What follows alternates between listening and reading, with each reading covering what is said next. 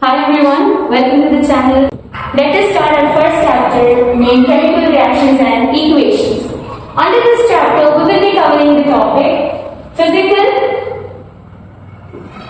and Chemical Changes today. To understand this concept in depth, let us start discussing about what is the meaning of physical properties and the meaning of chemical properties.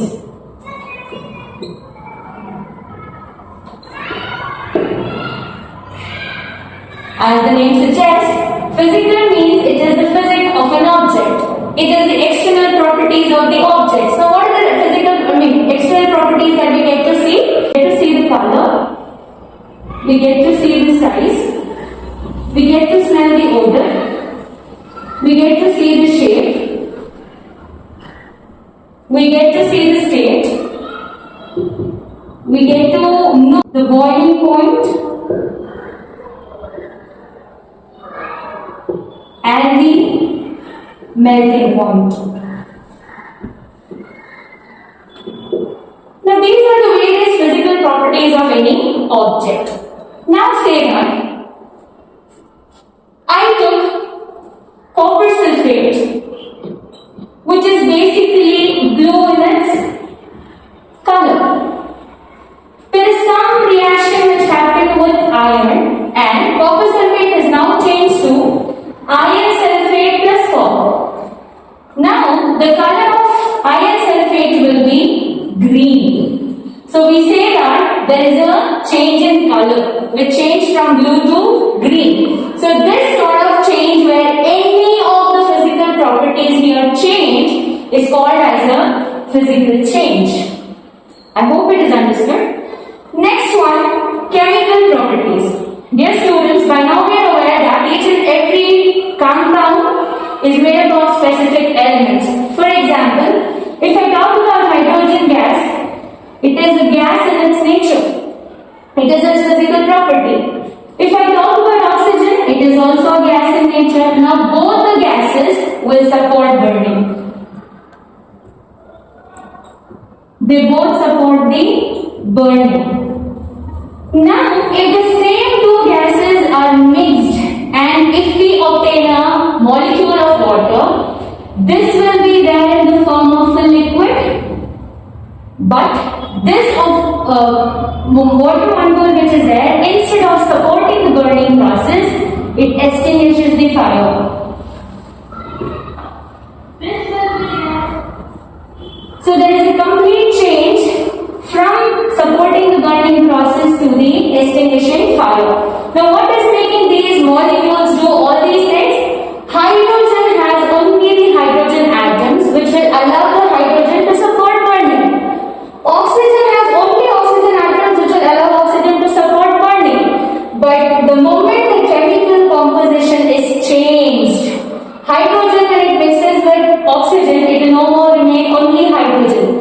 Oxygen when it mixes with hydrogen, it will not remain only oxygen. And when we get to see a new combination and a new compound being formed, we see that the property changes. Now this type of change is known as chemical change, wherein the chemical composition of the element is changed. So now when we know the difference between the physical properties and chemical properties and the physical changes and the chemical changes, now we have to know one thing in general, that whenever there is a chemical change happening, there will always be a physical change. We have written it here itself. See, copper sulfate has a composition wherein there were three elements present, that was copper, sulfur and oxygen. It had the color blue. Now when the change happened, now we have the elements iron, sulfur and oxygen, which is basically green in color. Now we could see that there is a chemical change happening wherein there is a change in the chemical composition. But whenever this chemical composition is changed, that is a chemical change has occurred, we could always see a physical change happening. Now these physical changes It can be a change in color. It can be a change in odor. It can be a change in physical boiling point. It can be a change in melting point, or it can be an evolution of gas.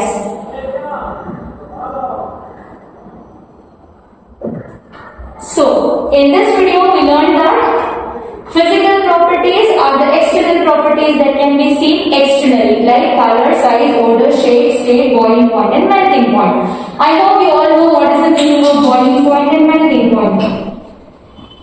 Yes, boiling point is the temperature. Basically, your point refers to the temperature. So, the temperature at which any substance melts is called as boiling point, and the temperature at which any substance melts is called as melting point. So, any change in these physical properties is termed as physical change, and whenever there is a change in the chemical composition, we say that it is a chemical change. And next, whenever there is a chemical change happening, there is always a physical change happening, and these physical changes can be change in color, odor, boiling point, melting point, or you see that a gas is evoluted out. Now, the meaning of evolution is liberation. So this was about the first concept. Let us stay connected. Let's see you in the next video. Hi everyone. In this video, we will be talking about how to write a chemical equation. But before going to that, let us talk about this experiment which we are really familiar with. We know that magnesium, which is a metal, and we know that metals are malleable in their nature. We can beat them into thin sheets. In the same way, even magnesium, which is there, it can be beaten into thin sheets, and then it can be given a form of a ribbon. So if we take this magnesium ribbon, we have always seen that our teachers say that take sandpaper and rub it and then use a magnesium ribbon. Have you ever wondered why should we rub the magnesium ribbon first with the sandpaper and then use it? Any guesses? Alright. Yes, some of you might be right and some of you might be like on the way to the answer. The answer is that magnesium reacts with the atmospheric oxygen and it forms a layer of magnesium oxide on its top. So this magnesium oxide layer will avoid the general reaction that happens with the magnesium. So we basically take the sandpaper and rub it on that so that the magnesium oxide layer is removed and we get the actual metal exposed. So whenever you take this metal, we know that we burn it and it burns with a white dazzling flame. Now what basically happens when this magnesium is burning, we say that magnesium reacts with the oxygen and it leads to the formation of MgO, that is magnesium oxide. Now, how easily I said magnesium reacts with oxygen leading to the formation of magnesium oxide? It was very easy for me to write. Now think like this, if I have to write like this, magnesium reacts with so on and on. It takes a lot of time, right? To avoid this burden, we do something called as chemical equationing, wherein we generally write the names of the elements to represent the reaction. Now, how do we write it? Let us see into this equation once again. I can write it in these two forms. One, I can write the complete name of the compound as magnesium, and whenever I see that any compound or any element is reacting with the other element, I will basically write the sign symbol of plus. Magnesium reacts with oxygen. And now we know that when these two react with each other, there is a chemical change happening, they both combine with each other, that means the reaction is proceeding forward. Alright? So this magnesium reacts with oxygen to give me a product called magnesium oxide. This is one way of representing the reaction. Now, in other words, what I can do, instead of writing the complete name of the element or the compound, I can simply write the symbols as Mg plus oxygen is always represented as O2, and then the formula of magnesium oxide is MgO. Here we need to understand this. See, there is an arrow mark written over here which is dividing the equation into two different parts. This is left hand side and this is the right hand side. Whatever is there towards your left hand side, it is referred to as reactants. And how do you get to know that how many reactants are there in this? It depends on how many number of plus symbols are there. Here, there are two elements which are there over here which are separated by the plus sign. So I say that there are two reactants here, and here whatever is written towards the right side of the arrow mark, we say that it is the product. So whatever is there towards the right hand side, it is the product. Now there are certain reactions. See, here the reaction is proceeding in a forward direction wherein magnesium is combining with oxygen and it forms magnesium oxide. This cannot be reversed back, right? But there are certain reactions which can be reversed back. Let us throw light on that. For example, if I take nitrogen and if I make this react with hydrogen, it basically forms an element, compound called as ammonia.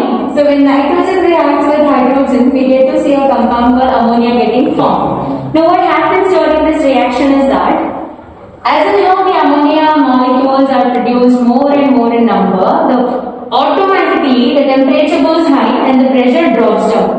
In this condition, automatically the ammonia molecule which is there, it will decompose to become nitrogen and hydrogen again, wherein the reaction will proceed in a backward direction. Alright, so we are seeing two types of reactions here. See, one reaction is proceeding only forward in a forward direction, and we get to see the arrow mark only towards the forward direction. But if you take any reaction in which the forward can proceed in forward direction and backward direction, we will write two-headed arrow mark. So these are the two different types of reactions. Now my great children will be wondering, ma'am, how come that you are taking nitrogen two atoms over here and here there is only one atom, here you took only two hydrogen atoms, here there are three, right? So there is something called as balancing the equation which we haven't done over here. To see the balancing of the equation, we shall meet in the next video. Yes, dear students, in the last video we learned that whenever nitrogen reacts with hydrogen, we get to see the formation of ammonia. We also studied that this is a reaction which can be reversed back in a backward direction. Now the question arises. Here we have taken two atoms of nitrogen, here there is only one we are obtaining in product, here there are two atoms of hydrogen, here we are obtaining three. How does this imbalance of atoms happening? This cannot happen. We have something called as law of conservation of mass, which you have studied in your 9th standard.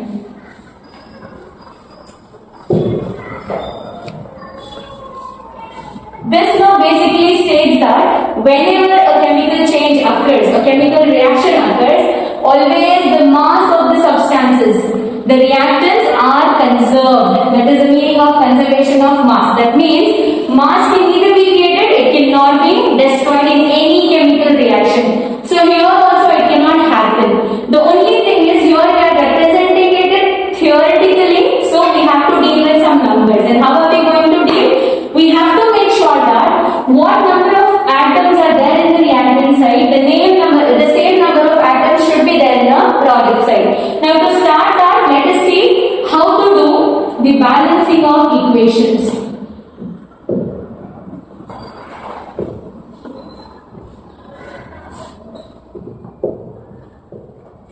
To start with, let us write down what is there both the sides, which atoms are there both the sides, towards LHS and towards RHS. So both the sides we have nitrogen and hydrogen. Let us count the number of atoms that we have both the sides. If I see this side, there are two atoms of nitrogen and there are two atoms of hydrogen. Here if I say there is one atom of nitrogen and there are three atoms of hydrogen. Now whenever you want to balance the equation, you have to follow a rule, okay? What you have to follow, first, try balancing the metals. You have to make sure that whatever the metals are there both the sides, they have to come down to the equal number. Then, once you are done balancing the metals, then you have to go for non-metals. And then the third one, you have to balance hydrogen, and the fourth one, you have to balance oxygen.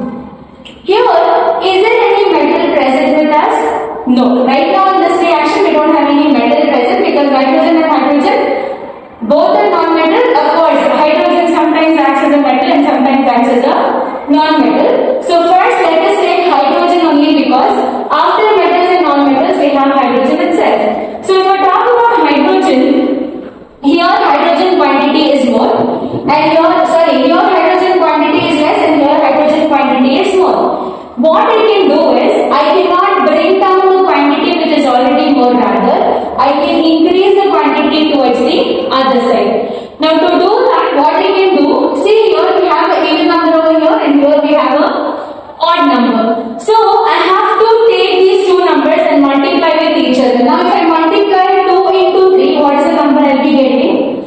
I will be getting 2 3s are 6. So I have to make sure that both the sides I have to put a coefficient so that the number comes down to 6. For example, here from this compound, if I add 2 as a coefficient, what will happen? Hydrogen atoms number will increase to 6 and nitrogen atoms number will increase to 2. And then here, since hydrogen atoms are 2 in their number, if I add the coefficient of 3 to make it 3 2s are 6, what will happen? Simply the hydrogen atoms number will increase to 6. Now at the end of the reaction, I could see that, at the end of the balancing process, I could see that nitrogen are equal in number both the sides, as well as hydrogen are equal in number both the sides. So now we say that this is a balanced chemical equation.